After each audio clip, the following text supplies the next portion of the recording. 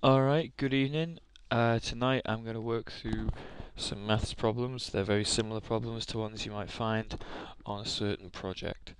So, let's say for example I have this formula. A equals a half. I'm going to do a half as 0.5 just so it's a bit easier, but remember that 0.5 is the same as 1 over 2, just a different way of writing it. A half BH. Now we have to remember about algebra that 0.5 BH means 0.5 times B times H, because that's how algebra works. And you got letters together, they're being multiplied. So that means there's 0.5 lots of B times H. All right. Okay. At the moment, we can't find out the solution because, well, we need to figure one of the missing letters out. We need to know what the other two are. So if we had A and H, we could figure out B. If we had A and B, we could figure out H, and so on and so on. Right, so let's say we were told that the base is 10 and the area is 100.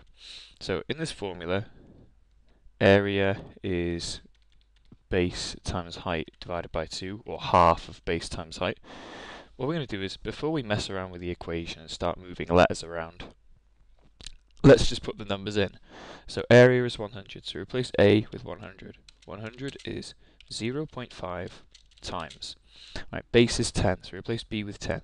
10 times H. Okay, now we're going to do some calculating. So 100 is, right, a half times 10, that's 5. 5 times H. Now, hang on a minute. 5 times H, that's just 5H. You could leave it as 5 times H, there's nothing wrong with that, but let's just do 5H. Now we find ourselves, right, that if we times H by 5, we get 100.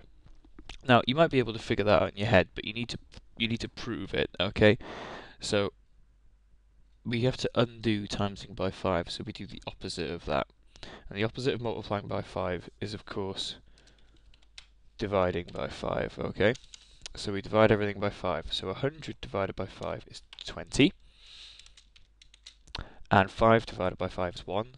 So H equals 20. So in this triangle, the base is 10, and the height is 20, and the area is 100.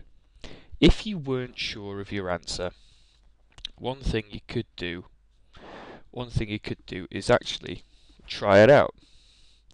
Area is a half of base times height, and the base is 10, and the height we just found was 20. Let's see if it still gives us an area of 100. Let's see if it works. A half times 10 is 5.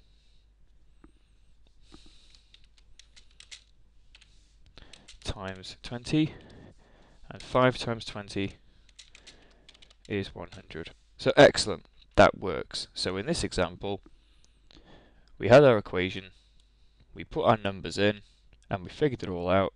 And here, this part here was just testing to make sure it was right, and we still got area as 100 if we put 20 back in. So everything works. Okay, so in the next video, I'm going to look at how you find the perimeter of a shape based on algebra.